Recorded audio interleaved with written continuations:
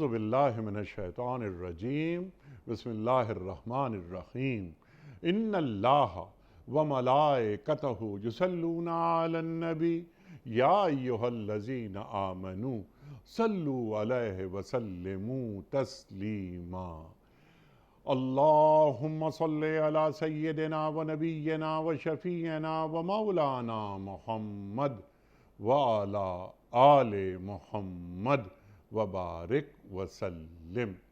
محترم خواتین و حضرات، السلام علیکم۔ پیام صبح کے ساتھ ایک بار پھر حاضر میں ہوں آپ کا میزبان انیق احمد۔ قرآن کریم کے مختلف آیات پر ہمارے ملک کے جید العلماء گفتگو فرماتے ہیں، ہماری تعلیم کرتے ہیں، ہمیں بتاتے ہیں کہ اللہ تعالیٰ نے قرآن کریم کے ان آیات میں کتنے بڑے بڑے موضوعات رکھے ہیں، ہمارے لیے کیا پیغام ہے، باوقار انداز میں زندگی گزارنے کے اصول کیا ہیں۔ قرآن کریم جستا جستا ہمیں بتاتا رہتا ہے۔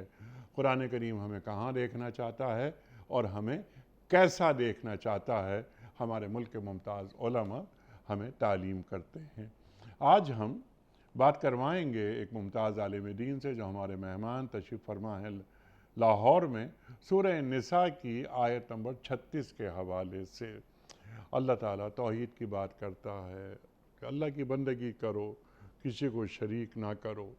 فوراً والدین کا ذکر ہوتا ہے، والدین کے ساتھ بہت اچھا سلوک کرو، قرابت داروں، یتیموں، مسکینوں کے ساتھ حسن سلوک سے پیش آؤ، اور پڑوسی رشتہ دار سے، اور رشتہ دار ایک تو پڑوسی ہے اور رشتہ دار بھی ہے، اجنبی ہے ہم، لیکن وہ پڑوسی ہے، ان کے ساتھ کس کس طرح کے رویے ہمیں پیش کرنے ہیں، ہمیں بتانے ہیں کہ ہم ایک ذمہ دار پڑوسی ہیں۔ سرکار دو عالم صلی اللہ علیہ وآلہ وسلم کا ارشاد ہے کہ جبریل امین اتنی مرتبہ میرے پاس آئے اور تاکید کی، بار بار پڑوسی کی اہمیت کو اجاگر کیا، کہ مجھے یہ گمان ہونے لگا کہ وراثت میں بھی شاید پڑوسی کو شامل کر لیا جائے۔ اللہ اکبر، کتنا بلند مقام ہے پڑوسی کا۔ حقوق، فرائض، میرے جو حقوق ہیں وہ آپ کے لیے فرائض ہیں، یعنی پڑوسی، اور پڑوسی کے حقوق وہ میرے لیے فرائض ہیں، میرا پڑوسی مجھ سے خوش رہے۔ خواتین و حضرات، پھر یہ پہلو کے ساتھی، مسافر اور وہ لوگ جو زیر نگیں ہیں، جو ملازمین ہیں، ان کے ساتھ احسان کا معاملہ رکھو۔ یقین جانو اللہ کسی ایسے شخص کو پسند نہیں کرتا جو اپنے پندار میں مغرور ہو۔ اللہ تعالیٰ فرماتا ہے، اور وہ شخص جو اپنی بڑائی پر فخر کر رہا ہو۔ خواتین و حضرات، اتنے سارے موضوعات ہیں، محدود وقت میں انشاءاللہ کوشش کریں گے کہ کسی قدر احاطہ کر سکیں۔ سیکھیں گے ہم محترم ڈاکٹر سرفراز احمد آوان صاحب سے، جو کہ تشریف فرما ہے لاہور میں ہمارے ساتھ۔ ڈاکٹر صاحب بڑا شکر گزار آپ تشریف لائے، اور ڈاکٹر صاحب یہ بات آپ جانتے ہی ہیں، اب کیا عرض کریں آپ کی خدمت میں، کہ جب بھی آپ تشریف لاتے ہیں ہمیشہ آپ سے ہم نے سیکھا ہے اور ہمیشہ آپ سے سیکھتے ہیں۔ محترم ناظرین، آپ بھی اچھی طرح واقف ہیں کہ ڈاکٹر صاحب جو قرآن کریم کے ذریعے جو قرآن کریم کی تفسیر کرتے ہیں، تفسیر قرآن بالقرآن، وہ ڈاکٹر صاحب کا ایک خاصہ ہے، اور اللہ تعالیٰ نے آپ کو خصوصی طور پر نوازا ہے۔ ڈاکٹر صاحب کو خوش آمدید کہتے ہوئے پروگرام کا آغاز اللہ تعالیٰ کے بابرکت نام سے، سورہ نساء آیت نمبر 36۔ اعوذ باللہ من الشیطان الرجیم، بسم اللہ الرحمن الرحیم۔ وَاعْبُدُوا اللَّهَ وَلَا تُشْرِكُوا بِهِ شَيْئًا وَبِالْوَالِدَيْنِ إِحْسَانًا وَبِذِي الْقُرْبَى وَالْيَتَامَى وَالْمَسَاكِينِ وَالْجَارِ والجار ذي القربى والجار الجنب والصاحب بالجنب وابن السبيل وما ملكت أيمانكم إن الله لا يحب من كان مختالا فخورا صدق اللہ العظیم۔ اور تم سب اللہ کی بندگی کرو، اس کے ساتھ کسی کو شریک نہ بناؤ، ماں باپ کے ساتھ نیک برتاؤ کرو، قرابت داروں، یتیموں، مسکینوں کے ساتھ حسن سلوک سے پیش آؤ، اور پڑوسی رشتہ دار سے، اجنبی ہمسائے سے، پہلو کے ساتھی اور مسافر سے، اور ان لونڈی غلاموں سے جو تمہارے قبضے میں ہوں احسان کا معاملہ رکھو۔ یقین جانو اللہ کسی ایسے شخص کو پسند نہیں کرتا جو اپنے پندار میں مغرور ہو اور اپنی بڑائی پر فخر کرے۔ خواتین و حضرات، کوئز، کل کے پوچھے گئے سوال کا درست جواب اور آج کا سوال آپ کی خدمت میں۔ کل کا سوال ہمارا یہ تھا کہ اعتکاف کا ذکر قرآن کریم کی کس صورت میں آیا ہے؟ درست جواب سورہ بقرہ میں۔ آج کا سوال نوٹ فرما لیجئے۔ سرکار دو عالم صلی اللہ علیہ وآلہ وسلم کے منہ بولے بیٹے کا نام کیا تھا؟ حضرت زید بن مثنہ رضی اللہ تعالی عنہ، یا حضرت زید بن حارثہ رضی اللہ تعالی عنہ، یا حضرت زید بن ثابت رضی اللہ تعالی عنہ؟ جو درست جواب آپ سمجھتے ہوں روانہ فرمائیے۔ ہمارے فون نمبرز ہیں 0092213452709۔ ہمارا دوسرا فون نمبر ہے 0092224300980۔ ہمارا ای میل ایڈریس ps@duniatv.tv۔ ہمارا واٹس ایپ کا نمبر ہے 0092321825019۔ ڈاکٹر صاحب ارشاد فرمائیے، سورہ نساء کی آیت نمبر 36، بہت بڑا کینوس، شروع ہو رہی ہے بات اللہ کی بندگی، شرک نہ کرو، اور ہوتے ہوتے پھر انسانیت کو، یعنی حقوق اللہ اور حقوق العباد سب کو شامل کر دیا گیا۔ ارشاد۔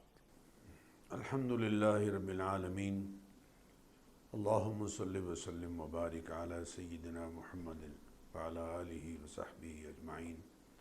نیک سب اللہ تعالیٰ آپ کو جزائے خیر دے۔ آج آپ نے ایک ایسی آیت کا انتخاب فرمایا ہے جس میں آپ کے بقول حقوق اللہ اور حقوق العباد دونوں کو اللہ تعالیٰ نے بیان کر دیا ہے، اور میں کہتا ہوں کسی بھی معاشرے کی اصلاح کے لیے اعتقادی اور عملی اصلاح کے لیے، اخلاقی اور دینی رویوں میں بہتری لانے کے لیے یہی ایک آیت اگر پیش نظر رکھ لی جائے تو یقین کیجیے معاشرہ سنور سکتا ہے، بہتر ہو سکتا ہے، گھروں کا ماحول بہتر ہو سکتا ہے۔ اسی لیے میں ناظرین سے عرض کروں گا کہ اس پورے پروگرام کو شروع سے آخر تک ضرور دیکھیں اور جائزہ لیں کہ ہم اس آیت کی روشنی میں کہاں کھڑے ہیں۔ یہ مرر ہے، یہ آیت ایک مرر ہے، آئینہ ہے۔ اس آئینے میں جھانک کر ہم دیکھیں کہ ہماری معاشرتی اور دینی حوالے سے کیا حیثیت ہے، ہم کہاں کھڑے ہیں۔ اللہ تعالیٰ نے شروع میں 2 احکام بیان فرمائے جن کا تعلق اللہ تعالیٰ کی ذات عالی سے ہے، پھر 9 افراد، 9 مختلف طبقات کے ساتھ حسن سلوک کی تعلیم دی ہے، اور پھر آخر میں ایک ایسی بات سے روکا ہے جو یقیناً اللہ تعالیٰ کو ناپسند ہے، اور اللہ کا محبوب بننے کے لیے اس کام سے اور اس بات سے انسان کو رکنا ہے، باز آنا ہے۔ یہ گویا 3 باتیں، ایک طرح سے یہ ویسے تو 12 باتیں ہیں، لیکن 2 کا تعلق اللہ تعالیٰ کی ذات عالی کے ساتھ جو احکام ہیں، اور 9 افراد کے ساتھ حسن سلوک، اور ایک بات جس سے سختی سے اللہ تعالیٰ نے منع فرمایا ہے۔ پہلے دو احکام جو ہیں جی ان میں سے فرمایا وَاعْبُدُ اللَّهَ، اللہ تعالیٰ کی عبادت کرو، عبادت صرف اللہ تعالیٰ کی کرو۔ قرآن کریم میں جو اللہ تعالیٰ نے انسانیت سے خطاب فرمائے، جگہ جگہ قرآن کریم میں یا ایھا الناس کا لفظ آیا ہے جی ہاں اور یا ایھا الذین آمنوا کو بھی آیا ہے، لیکن یا ایھا الناس کے خطاب کے ساتھ پہلا خطاب جو قرآن کریم میں اللہ تعالیٰ نے فرمایا وہ ہے یا ایھا الناس اعبدوا ربکم، ٹھیک، اے لوگو عبادت کرو صرف اللہ تعالیٰ کی، سبحان اللہ، الذی خلقکم، وہ اللہ جس نے تمہیں پیدا کیا، والذین من قبلکم، اور ان کو بھی پیدا کیا جو تم سے پہلے ہیں۔ تو جو تمہارا خالق ہے، جو تمہارا کریٹر ہے اور تمہارا مالک ہے، وہ اس کا حق رکھتا ہے کہ عبادت اسی کی جائے۔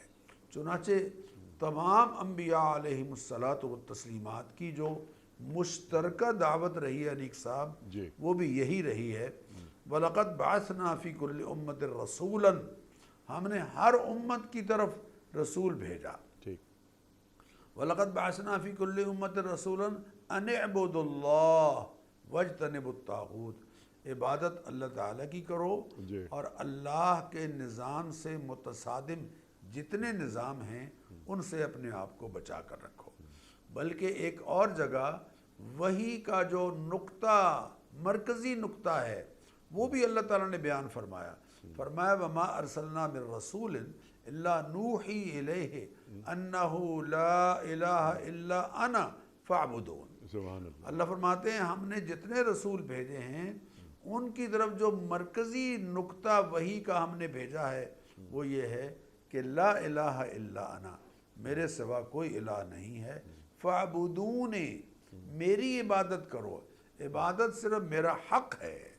اللہ تعالیٰ نے مقصد تخلیق کائنات بیان کرتے ہوئے، انسان اور جنوں کی تخلیق کا مقصد بیان کرتے ہوئے فرمایا وَمَا خَلَقْتُ الْجِنَّ وَالْإِنسَ إِلَّا لِيَعْبُدُونِ، نون کے نیچے زیر ہے کہ میں نے انسانوں کو اور جنات کو جو پیدا کیا ہے اس تخلیق کا بڑا مقصد یہ ہے کہ وہ میری عبادت کریں۔ چنانچہ قرآن کریم میں 21 مرتبہ انیق صاحب اعبدو، عبادت کرو اللہ کی، اور 3 مرتبہ فَاعْبُدُونِ، میری عبادت کرو، اور 1 مرتبہ اعبدونی، میری عبادت کرو۔ اور پورے قرآن کریم کا خلاصہ سورہ فاتحہ ہے، اور سورہ فاتحہ کا خلاصہ ایاک نعبد و ایاک نستعین، سبحان اللہ، اے اللہ ہم تیری ہی عبادت کرتے ہیں اور تجھ ہی سے مدد مانگتے ہیں۔ بلکہ سورہ ہود کے بالکل آغاز میں پورے قرآن کریم کا خلاصہ اللہ تعالیٰ نے بیان فرمایا۔ فرمایا الف لام را کتاب احکمت آیاتہ ثم فصلت من لدن حکیم خبیر، کہ احکمت آیاتہ، یہ ایسی عظیم الشان کتاب ہے جس کی آیات بڑی محکم ہیں، ٹھیک، اور من لدن حکیم خبیر، حکمت والے اور پوری طرح خبر رکھنے والی ہستی کی جانب سے اتاری گئی ہیں۔ اور اس پوری کتاب کا خلاصہ کیا ہے؟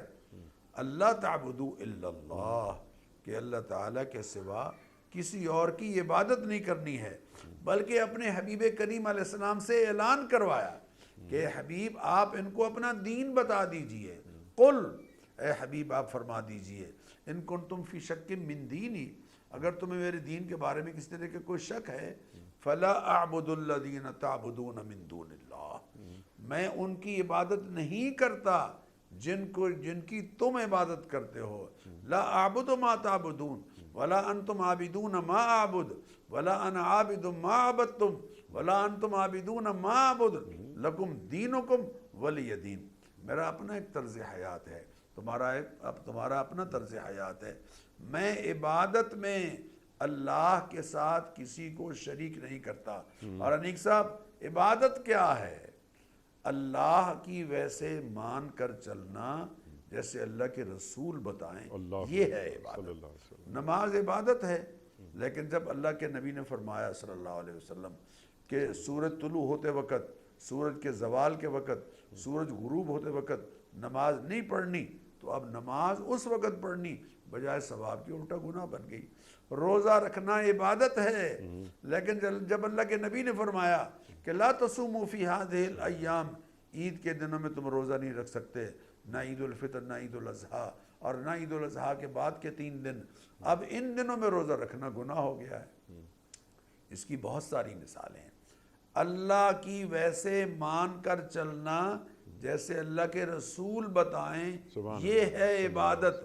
عام حالات میں اگر کر چلنا گناہ ہے، لیکن دنیا کی مقدس ترین مسجد میں آپ جب طواف کر رہے ہوں حالت احرام میں تو آپ کو اکڑ کر چلنا ہوگا۔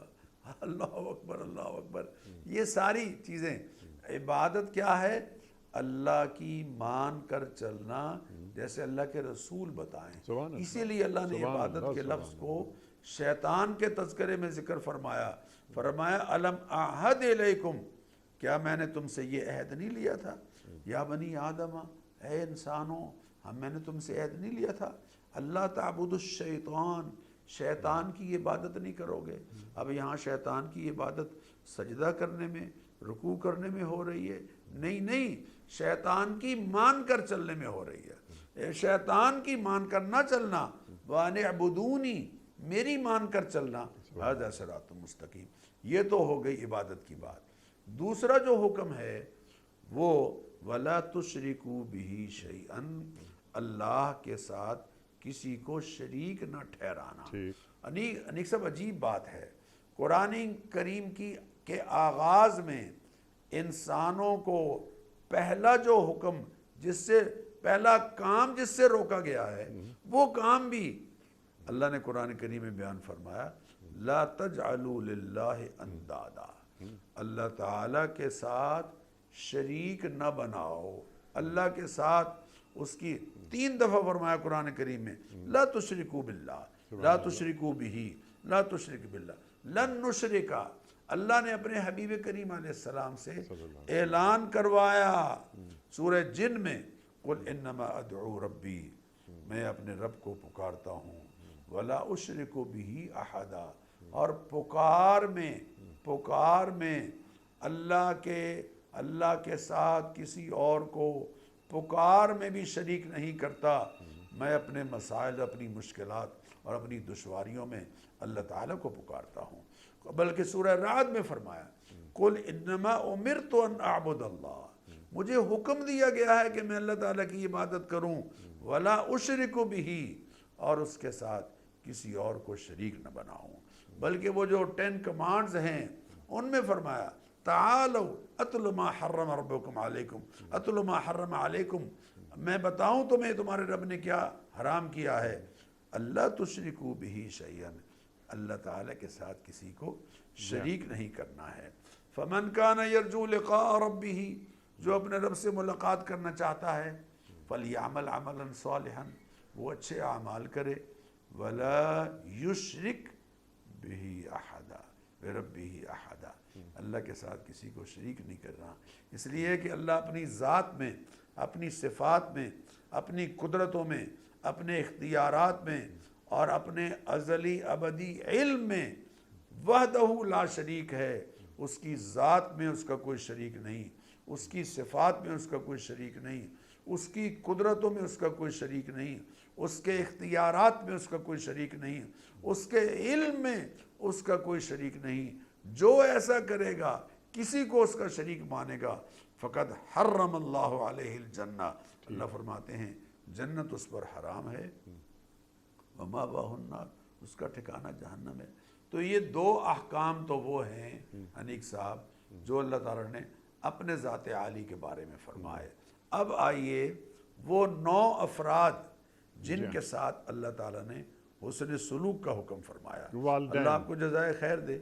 آپ وہ والدین کا ذکر فرما رہے تھے، بلکہ ہمسایوں کا بھی ذکر فرما رہے تھے، تو اگر آپ اجازت دیں تو ترتیب کے ساتھ ان کا ذکر کر دیں۔ جی ارشاد۔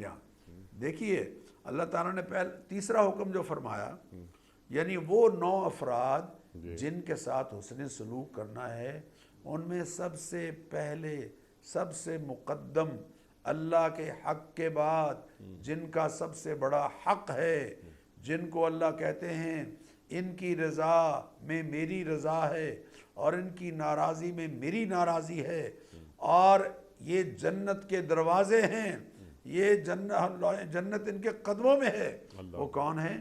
وَبِالْوَالِدَيْنِ إِحْسَانًا، ماں باپ کے ساتھ اچھا سلوک کرو۔ 5 مرتبہ قرآن کریم میں نیک صاحب جی یہ جملہ آیا ہے وَبِالْوَالِدَيْنِ إِحْسَانًا، 1 مرتبہ یہ جملہ آیا ہے وَوَصَّيْنَا الْإِنسَانَ بِوَالِدَيْهِ حُسْنًا، والدین کے ساتھ اچھا سلوک کرنا ہے، اچھا سلوک، اور صرف اچھے سلوک پر اللہ تعالیٰ نے بات ختم نہیں کی، بلکہ انیک صاحب 5 باتیں اور فرما دیں، 5 باتیں۔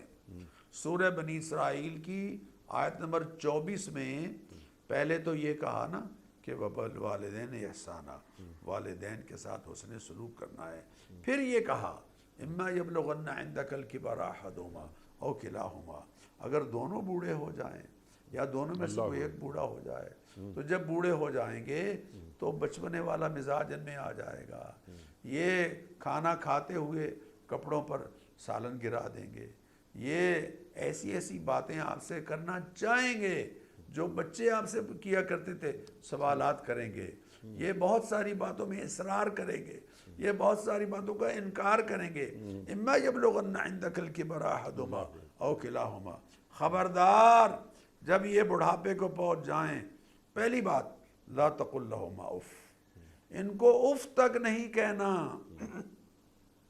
اب اف تک نہ کہنے میں ساری بات آ جاتی ہے، لیکن پھر بھی اللہ تعالیٰ کے صدقے جائیں، اللہ نے والدین کے بارے میں کیا خوبصورت بات فرمائی، فرمایا لا تنہرہما، خبردار ان کو جھڑکنا نہیں ہے۔ تم اولاد کو جھڑک سکتے ہو ان کی تربیت کے نتیجے میں، لیکن خبردار ماں باپ کو جھڑکیاں نہیں دینی، چپ کریں آپ کو کیا پتا ہے، آپ پرانے زمانے کے لوگ ہیں، آپ کو کچھ پتہ نہیں ہے، میں سارا کچھ جانتا ہوں، مجھے پہلے ہی پتا ہے، آپ ابا جی چپ کریں، اماں کیا سر کھاتی رہتی ہیں آپ، چپ کریں آپ، ذرا میری بات سنیں، لا تنہرہما، اور ان کو جھڑکیاں مت دو، وَقُلْ لَهُمَا قَوْلًا كَرِيمًا، اور فرمایا کہ نرم لہجے میں احترام کے ساتھ بات کرو، نرم لہجے میں احترام کے ساتھ بات کرو۔ یہاں بھی ختم نہیں کی بات، بلکہ فرمایا وَخْفِضْ لَهُمَا جَنَاحَ الذُّلِّ مِنَ الرَّحْمَةِ، ان کے لیے رحم دلی سے عاجزی کے ساتھ اپنا پہلو جھکائے رکھو۔ بلکہ حدیث میں آتا ہے نبی اکرم صلی اللہ علیہ وسلم نے فرمایا، اگر ایک صحابی نے کہا یا رسول اللہ وَإِن ظَلَمَا، ماں باپ زیادتیاں کر رہے ہوں پھر بھی ہم رحم دلی سے جھکائے رکھیں گے؟ آپ نے فرمایا وَإِن ظَلَمَا، اگرچہ وہ زیادتی بھی کیوں نہ کر رہے ہوں۔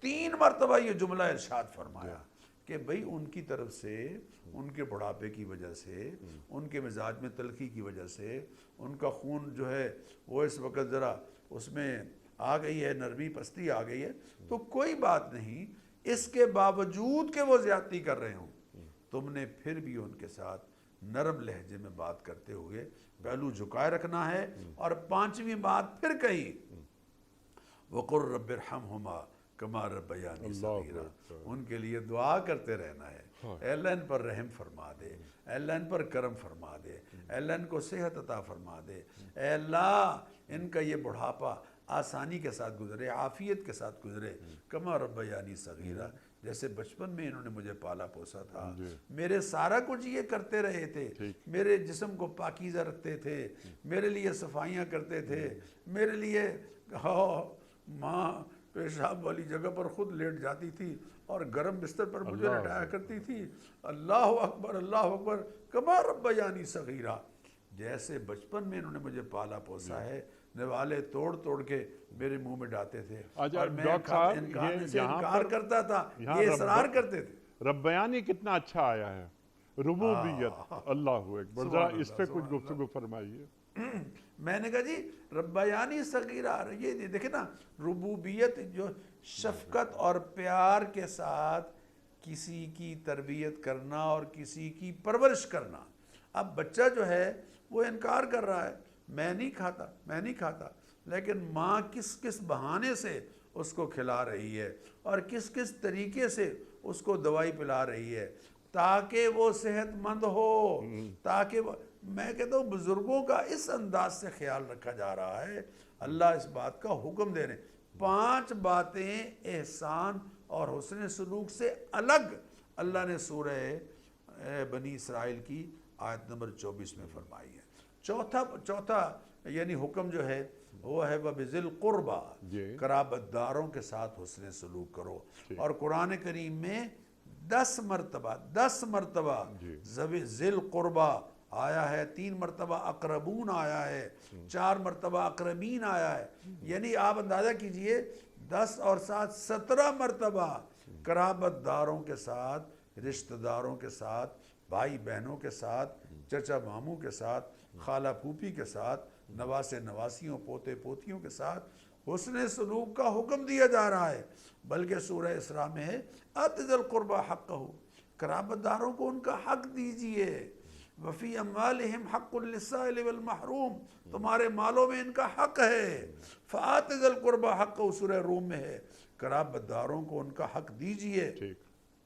ہر جمعے کے خطبے میں انیق صاحب، خطیب صاحب یہ آیت پڑھتے ہیں، ان اللہ یأمر بالعدل والاحسان وایتاء ذی القربى، اللہ تعالیٰ تمہیں حکم دے رہا ہے عدل کرو، اور بلکہ عدل سے بڑھ کر احسان کرو۔ عدل ہے آپ نے جو ان کا حق ہے وہ دے رہے ہیں، اور احسان یہ ہے کہ حق سے بڑھ کر دے رہے ہیں، اور وایتاء ذی القربى، قرابت داروں کو دیتے رہو۔ اور بلکہ سورہ بقرہ میں ہے قُلْ مَا أَنفَقْتُم مِّن خَيْرٍ، جو بھی تم خیرات کرتے ہو، مال پاکیزہ مال میں سے جو بھی تم خرچ کرتے ہو، فَلِلْوَالِدَيْن، پہلا حق والدین کا ہے، وَالْأَقْرَبِينَ، اور اس کے بعد اقربین کا حق ہے۔ اس کے بعد جو 5واں حق اللہ نے بیان فرمایا، وَالْيَتَامَى، یتیموں کے ساتھ حسن سلوک کرو۔ یتیم کون ہے؟ نبی اکرم صلی اللہ علیہ وسلم نے فرمایا لا یتم بعد البلوغ، بالغ ہو جانے کے بعد یتیمی ختم ہو جاتی ہے۔ جانوروں میں جس کی ماں مر جائے اسے یتیم کہتے ہیں، اور انسانوں میں جس بچے کا والد بلوغت سے پہلے فوت ہو جائے اس بچے کو یتیم کہتے ہیں۔ اللہ تعالیٰ کے حبیب صلی اللہ علیہ وسلم فرما رہے ہیں انا وکافل الیتیم کہاتین، میں اور یتیم کی کفالت کرنے والا قیامت میں ایسے قریب ہوں گے جیسے شہادت کی انگلی درمیانی انگلی کے قریب ہے۔ فرمایا کسی یتیم کے سر پر کوئی آدمی شفقت کے ساتھ، شفقت کا، محبت کا، شفقت کا ہاتھ پھیرتا ہے تو اس کے ہاتھ تلے جتنے اس یتیم کے بال آتے ہیں اللہ تعالیٰ اس بندے کے گناہ معاف فرما دیتا ہے۔ قرآن کریم میں 7 مرتبہ یتیموں کے ساتھ حسن سلوک کا حکم دیا گیا ہے، اور سورہ نساء کا جو پہلا رکوع ہے وہ یتیموں کے مال کے حوالے سے خاص طور پر انیق صاحب قابل غور ہے۔ لا تقربوا مال الیتیم، خبردار یتیم کے مال کے قریب بھی نہیں جانا، کہیں ہڑپ کر کے نہ کھا جانا۔ چچا اور ماموں یہ جو رشتہ دار ہیں، کہیں یتیم کا اللہ اکبر اللہ اکبر، اما الیتیم فلا تقہر، یتیم پر دباؤ نہ ڈالو، یتیم کے ساتھ سختی نہ کرو۔ اللہ فرماتے ہیں فَلَقْتَحَمَ الْعَقَبَةَ، انسان نے اس گھاٹی کو کیوں نہیں عبور کیا؟ یا وہ کون سی گھاٹی؟ وَمَا أَدْرَاكَ مَا الْعَقَبَةُ، آپ کو کیا معلوم وہ گھاٹی کیا ہے جس کے بعد انزائٹی ختم ہو جاتی ہے، وہ گھاٹی جس کے بعد حقیقی سکون میسر آتا ہے، وہ گھاٹی کہ جس کو عبور کرنے کے بعد جنت ہے، وہ گھاٹی کیا ہے؟ فَكُّ رَقَبَةٍ، کسی کی گردن آزاد کرانا ہے، او اطعام فی یوم ذی مسغبہ یتیما ذا مقربہ، یا غربت کے دنوں میں، تنگ دستی کے دنوں میں یتیم کو کھانا کھلانا ہے، یتیم کو کھانا کھلانا ہے۔ اللہ اور یتیم کے مال کے بارے میں تو اتنا احتیاطی آرڈر جاری کیا کہ فرمایا ان الذین یأکلون اموال الیتامی ظلما، جو یتیموں کا مال ناحق کھاتے ہیں، انما یأکلون فی بطونہم نارا، وہ اپنے پیٹ میں جہنم کی آگ بھر رہے ہیں۔ یتیم کا مال کھانا ظلمن جرم ہے، اور تبرکن کھانا بھی جرم ہے۔ اگر یتیم کا مال سامنے رکھ دیا گیا ہے اور لوگ اس کو تبرک سمجھ کر کھا رہے ہیں تو یہ بھی یقیناً جہنم کی آگ جو ہے وہ اپنے پیٹ میں بھری جا رہی ہے۔ یتیم کا تو اتنا اللہ تعالیٰ نے احتیاط یتیم کے بارے میں فرمائی ہے۔ اسی طرح جو چھٹا ہے وہ ہے انیک صاحب مسکین۔ مسکین کون ہے؟ ایک فقیر ہے جو بیچارہ صبح بھی اس کے بعد کچھ میسر نہیں۔ ایک مسکین ہے جو وسائل تو کچھ نہ کچھ رکھتا ہے لیکن اس کی جینون ضرورتیں ان وسائل سے پوری نہیں ہو رہی۔ جیسے مثال کے طور پر آج کل کا ایک بندہ ہے بیچارہ، وہ تنخواہ لیتا ہے 20,000، مکان اس کا کرائے کا ہے، بچے اس کے پڑھتے ہیں، وہ کیسے پورا کرتا ہوگا؟ یہ مسکین ہے۔ اللہ تعالیٰ نے قرآن کریم میں 9 مرتبہ مساکین کے ساتھ حسن سلوک کا حکم دیا ہے۔ آت ذی القربى حقہ والمسکین ارأیت الذی یکذب بالدین۔ آپ دیکھتے نہیں ہیں یہ قیامت کے دن کو جھٹلا رہا ہے۔ فذلک الذی یدعو الیتیم، یہ یتیموں کو دھکے دیتا ہے۔ ولا یحض علی طعام المسکین، اور مسکینوں کو کھانا کھلانے کی ترغیب نہیں دیتا۔ بلکہ جہنمی جب اپنا فرد جرم بیان کریں گے جو سورہ مدثر میں بیان کیا گیا ہے، اس میں ایک جرم ان کا یہ ہے جو خود وہ اقرار کریں گے، وَلَمْ نَكُنْ نُطْعِمُ الْمِسْكِينَ، ہم مسکین کو کھانا نہیں کھلاتے تھے، وسائل ہمارے پاس میسر تھے۔ بلکہ زکوٰۃ کے جو ڈیزرونگ لوگ اللہ نے قرآن کریم میں بیان فرمائے ہیں، فرمایا انما الصدقات للفقراء والمساکین، مساکین کا نمبر دوسرے نمبر پر، ان مسکینوں کا خیال کرو، ان پر خرچ کرو۔ بلکہ صاحبان فضل کو، صاحبان ثروت کو اللہ تعالیٰ نے آرڈر جاری کیا، لا یأتل اولو الفضل منکم والسعة ان یؤتوا اولي القربى والمساکین والمہاجرین فی سبیل اللہ۔ خبردار صاحبان ثروت کبھی مسکینوں کے ناپسندیدہ رویے کی وجہ سے یہ قسم کھا لیں کہ اب ہم ان کی مدد نہیں کریں گے، نہیں، ایسا نہیں کرنا، ان کو معاف کرو، درگزر کرو۔ الا تحبون ان یغفر اللہ لکم، کیا تمہیں یہ پسند نہیں ہے کہ اللہ تعالیٰ تمہیں معاف کر دے؟ ان مسکینوں کا خیال رکھو۔ 9 مقامات پر مساکین کے ساتھ حسن سلوک کا اللہ نے حکم۔ اللہ اکبر۔ ڈاکٹر صاحب اب اگلا جو موضوع ہے وہ ہے پڑوسی۔ یہ ہے پڑوسی، سبحان اللہ سبحان اللہ۔ اپنے توحید بالکل اللہ کے ساتھ کسی کو شریک نہیں کرنا، اور ماں باپ وبالوالدین احسانا ان اشکر لی ولوالدیک رب ارحمہما کما ربیانی صغیرا، اللہ اکبر، تمام باتیں۔ پھر یہ قرابت دار، یتیم، مسکین۔ اب پڑوسی، اللہ کے رسول صلی اللہ علیہ وآلہ وسلم ارشاد فرما رہے ہیں کہ اللہ کی قسم وہ مومن نہیں، اللہ کی قسم وہ مومن نہیں۔ تیسری بار آپ فرما رہے ہیں اللہ کی قسم وہ مومن نہیں۔ صحابہ عرض کرتے ہیں کون مومن نہیں؟ اللہ کے رسول صلی اللہ علیہ وسلم آپ فرمائیے کہ وہ مومن نہیں کہ جس کا پڑوسی اس کے شر سے محفوظ نہ ہو۔ اللہ اکبر۔ کیا مقام ہے پڑوسی کا ڈاکٹر صاحب؟ انیک صاحب، میں تو یعنی جب یہ آیت پڑھتا ہوں تو میں کہتا ہوں کہ اللہ تعالیٰ نے کس باریکی کے ساتھ پڑوسیوں کو بھی تقسیم کر کے ہر ایک پڑوسی کا حق ادا کرنے کی تلقین کی ہے۔ پہلے فرمایا والجار ذی القربیٰ، دیکھو تمہارا ایک پڑوسی ہے لیکن اس کے ساتھ تمہاری رشتہ داری بھی ہے، وہ تمہاری بیٹی ہے، وہ تمہارا ماموں ہے، چچا ہے، خالہ ہے، پھوپھی ہے، تمہارا ان سے تعلق ہے، لازم بات ہے تم ان کا لحاظ کرو گے۔ لیکن پھر بھی ہم تمہیں تلقین کرتے ہیں والجار ذی القربیٰ، وہ پڑوسی جو تمہارا رشتہ دار ہے اس کے ساتھ جب حسن سلوک کرو گے تو اللہ تعالیٰ تمہیں دوہرا اجر دیں گے، ایک پڑوسی کا حق ادا کرنے کا اور دوسرے صلہ رحمی کا۔ آپ نے جو حدیث پڑھی، اللہ کے حبیب صلی اللہ علیہ وسلم نے فرمایا واللہ ما آمن بی، مجھے اللہ کی قسم ہے وہ مجھ پر ایمان نہیں لایا، واللہ ما آمن بی، مجھے اللہ کی قسم وہ مجھ پر ایمان نہیں لایا، واللہ ما آمن بی، مجھے اللہ کی قسم وہ ایمان نہیں لایا مجھ پر۔ یا رسول اللہ، یہ کون محروم القسمت انسان ہے جس کے بارے میں آپ قسم کے ساتھ یہ فرما رہے ہیں کہ اس کا ایمان مجھ پر سچا ایمان نہیں ہے۔ الذی لا یأمن جارہ بوائقہ، جس کے شر سے اس کا پڑوسی محفوظ نہ ہو۔ اب پڑوسی ہے اور رشتہ دار بھی ہے، تو اس کے ساتھ تو دوہرا اجر مل رہا ہے حسن سلوک کا، لیکن ساتھ ہی فرمایا والجار الجنوب، اجنبی پڑوسی ہے اور پڑوس کہاں تک ہے؟ 40 گھروں تک ہے، 40 گھروں تک ہے۔ لیکن چلو اگر 40 گھروں تک نہیں جاتے بھائی، جو دیوار جس کی آپ کے ساتھ سانجھی ہے، دائیں بائیں آگے پیچھے، گلی میں سامنے ہیں، گلی میں 2-4 گھر ادھر ہیں، 2-4 گھر ادھر ہیں، کم از کم گلی کے لوگوں کے ساتھ والجار الجنوب، اجنبی پڑوسی، یعنی مسلمان نہ بھی ہو، غیر مسلم ہے لیکن ہے تو پڑوسی۔ والجار الجنوب، تمہارا رشتہ دار نہیں ہے لیکن دیوار تو اس کی سانجھی ہے۔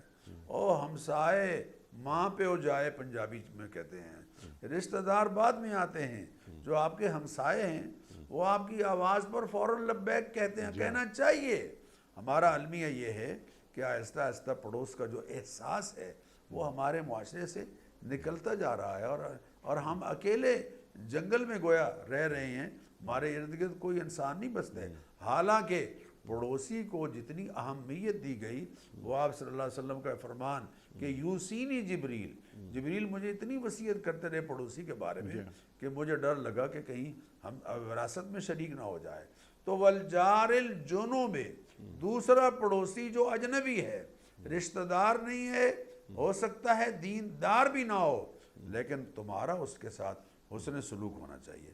تیسرا پڑوسی، سبحان اللہ، والجار والصاحب بالجنب، جو سیٹ میں تمہارے ساتھ، اس کی سیٹ ہے دفتر میں، تمہارے دفتر میں اس کی سیٹ تمہارے ساتھ ہے، تمہاری گاڑی میں اس کی سیٹ تمہارے ساتھ ہے، جس گاڑی میں تم ٹریول کر رہے ہو ساتھ والی سیٹ پر وہ بیٹھا ہے، جس جہاز میں تم سفر کر رہے ہو ساتھ والی سیٹ میں تو وہ تمہارے ساتھ بیٹھا ہوا ہے، جس بینچ پر تم آرام کر رہے ہو کسی ہسپتال میں یا کسی سیرگاہ میں، تمہارے ساتھ وہ بندہ بیٹھا ہوا ہے۔ بندہ خدا اپنے کھانسنے میں، اپنی گفتگو میں، اپنے موبائل پر بات کرنے میں، اپنی ہنسی میں، اپنے مذاق میں، ہر پہلو میں اس کا بھی خیال رکھو۔ وصاحب بالجنب، اللہ اکبر اللہ اکبر، اس سے بڑی، اور جس سے بعض نے یہ کہا کہ پہلو کے ساتھی سے مراد یہ ہے کہ جس سے فائدے کی امید پر اس کی ہم نشینی تم اختیار کر رہے ہو، اس کا بھی خیال رکھنا۔ سیٹ کے ساتھ بیٹھا ہوا کلیگ، اور بلکہ شریک حیات صاحب بالجنب، اور بلکہ کاروباری پارٹنر، شریکت کاروباری جس کے ساتھ آپ کی پارٹنرشپ ہے۔ حضور اکرم صلی اللہ علیہ وسلم نے فرمایا، انیک صاحب ذرا غور کیجئے، میں ناظرین سے عرض کروں گا، حضور نے فرمایا 2 پارٹنر آپس میں جب تک مخلص رہتے ہیں، اللہ فرماتے ہیں میں ان کے ساتھ ہوتا ہوں۔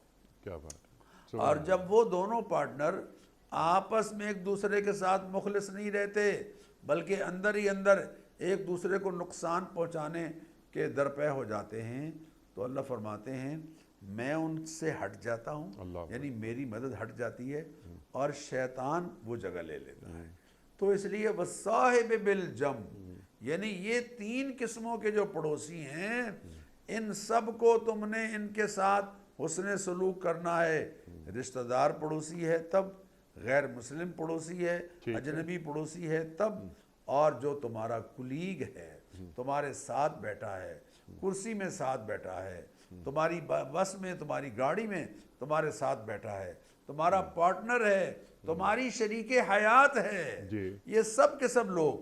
اور پھر 10ویں نمبر پر آتا ہے وابن السبیل، مسافر سفر کا ساتھی یا مطلقاً مسافر اور اس کو ضرورت پڑ گئی ہے اپنے ہاں وہ ماشاءاللہ صاحب ثروت کیوں نہ ہو لیکن چونکہ سفر پر ہے اس کے مسائل ہیں اس کو دشواری پیش آ گئی ہے جینون بشرطے کے تو اس کے ساتھ اس نے سلوک کرنا. اور 11واں یعنی جو 9 جن کے ساتھ اس نے سلوک کرنا ہے ان میں سے 9واں کیا ہے؟ وَمَا مَلَكَتْ أَيْمَانُكُمْ جو تمہارے ملک یمین ہیں ان میں تمہارے گھر کے ملازمین، تمہاری دکان کے ملازمین، تمہارے کارخانے کے ملازمین، تمہاری فیکٹری اور مل کے ملازمین، یہ جو ملازمین ہیں ان کے ساتھ بھی حسن سلوک کرنا ہے. لوگ تہجد گزار ہوتے ہیں انیک صاحب لیکن ڈرائیور کو گالیاں دیتے ہیں. لوگ تہجد گزار ہوتے ہیں، شب زندہ دار ہوتے ہیں لیکن اپنے ماتحتوں کے ساتھ بدسلوکی سے پیش آتے ہیں. میں کہتا ہوں انسان کی شرافت کا اور انسان کے خوش طبع ہونے کا پتہ تب چلتا ہے جب وہ اپنے ماتحتوں سے رویہ جو اچھا اختیار کرتا ہے. سبحان اللہ، ان کو سینئر معاف تو سارے کرتا سلام رہے، کرتے ہیں. انہیں معاف کرتا رہے. اللہ اکبر. اور مسلسل معاف کرے، 70 مرتبہ معاف کرے جو ہمارا دین ہمیں بیان کرتا ہے. اچھا ڈاکٹر صاحب، کوئی پڑوسی کے جو حقوق ہیں ان کو ہم رفتہ رفتہ بس فراموش کرتے جا رہے ہیں. ڈاکٹر صاحب، ام المومنین حضرت عائشہ صدیقہ رضی اللہ تعالی عنہا نے ایک بار اللہ کے رسول صلی اللہ علیہ وآلہ وسلم سے دریافت فرمایا کہ میرے پاس ایک تحفہ ہے، میں اپنے پڑوسی کو دینا چاہتی ہوں. تو میرے 2 پڑوسی ہیں، میں کس کو بھجواؤں؟ تو اللہ کے رسول صلی اللہ علیہ وآلہ وسلم کا ارشاد ہے کہ جس کا دروازہ تمہارے دروازے سے قریب ہو. سبحان اللہ، سبحان اللہ، سبحان اللہ. چھوٹا سا سوال ڈاکٹر صاحب، کیونکہ ابھی یہ وقت مکمل ہو رہا ہے پروگرام کا. آپ ارشاد فرمائیے یعنی ٹو ڈوز کرنے کے کام، ہم اپنے پڑوسیوں کا خیال کس انداز سے رکھیں؟ ہمارا دین ہمیں کیا تعلیم کرتا ہے؟ یعنی ہم ان کو سلام کریں. ہمارا دین ہمیں یہ تعلیم دیتا ہے کہ پڑوسی کو اگر کوئی خوشی میسر آئے تو اس خوشی پر اس کو مبارکباد دو. سبحان اللہ. پڑوسی کو اگر کوئی تکلیف ہو تو اس کے غم میں اس کے ساتھ شریک ہو. اللہ اکبر. پڑوسی کے اپنے مکان کی شہتیر اگر وہ تمہاری دیوار پر رکھنا چاہ رہا ہے تو اسے رکھنے دو.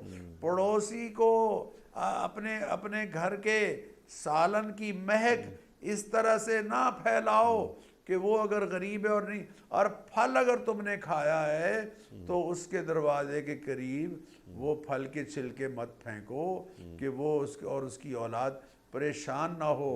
اس کی خوشی میں اس کے غم میں شریک ہو، تمہاری اس کا آمنا سامنا ہو اس کے ساتھ، تو اس کو السلام علیکم کہو، اس کے لیے خیر کی دعائیں مانگو. اگر فوت ہو جاتا ہے تو اس کے جنازے میں شریک ہو. یہ ساری چیزیں ہمارے دین کی تعلیم ہیں. ہمارا دین ہمیں اس طرح، میں کہتا ہوں اگر یہ ساری چیزیں ہم اپنے معاشرے میں اور اپنے پڑوسی کے ساتھ حسن سلوک میں لے آئیں تو یقین کیجئے، اور حضور اکرم صلی اللہ علیہ وسلم فرما رہے ہیں کہ بھئی سالن میں تھوڑا سا پانی اور ڈال دو کہ کچھ سالن جو ہے وہ اپنے ہمسایوں کو بھیجیں گے.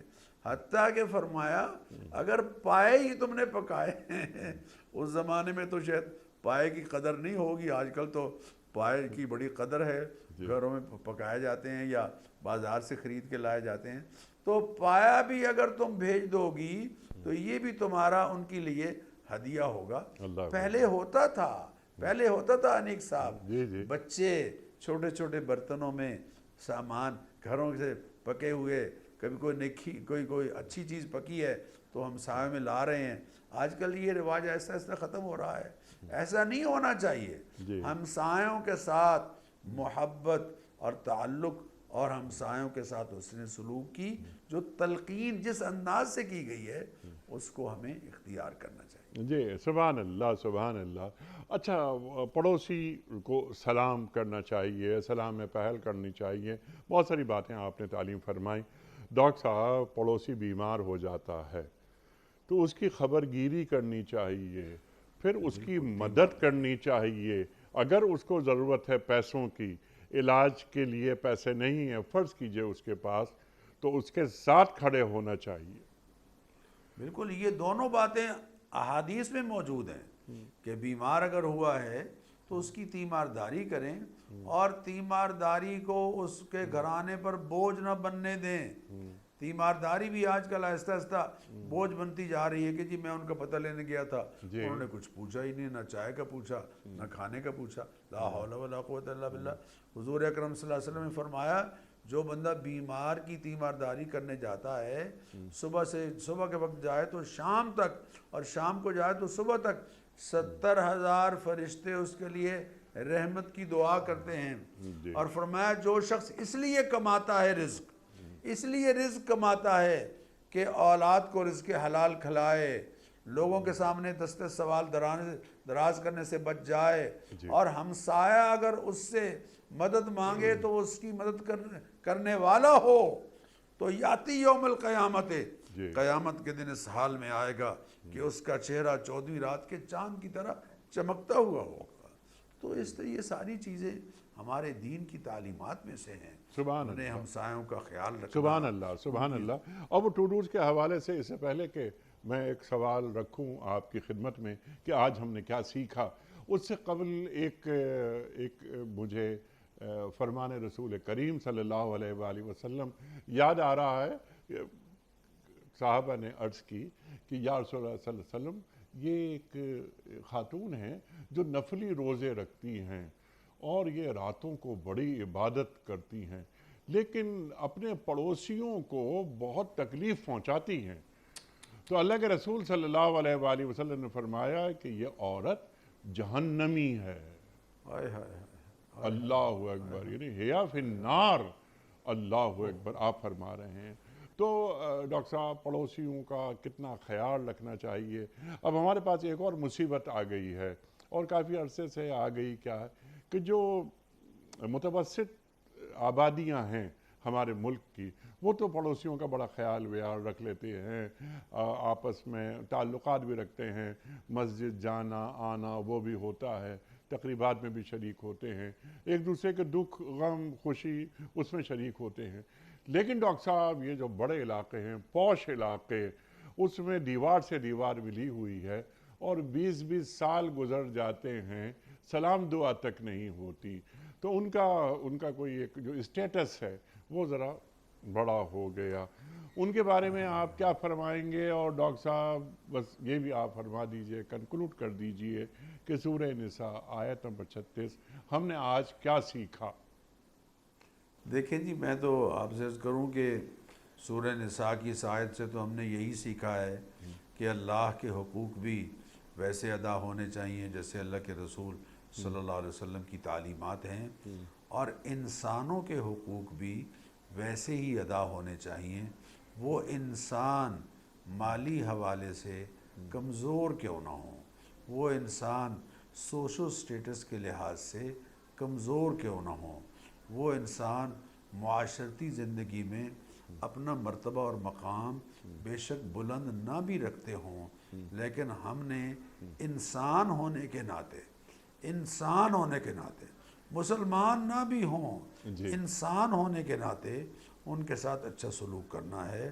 اور جو پاش آبادیوں میں ہمارے محترم حضرات رہتے ہیں، اللہ ان کو جزائے خیر دے، اللہ ان کو اپنے رویوں پر نظر ثانی کرنے کی توفیق دے، اللہ ان کو یہ احساس دے کہ ہم جو زندگی گزار رہے ہیں وہ تو جنگل کی زندگی ہے، وہ تو بھائی مطلب ایک آدمی ایک لیمیٹڈ ایک ماحول میں اپنے آپ کو اس نے بند کر لیا ہے، اس میں اور جنگل میں رہنے والوں میں کیا فرق ہے؟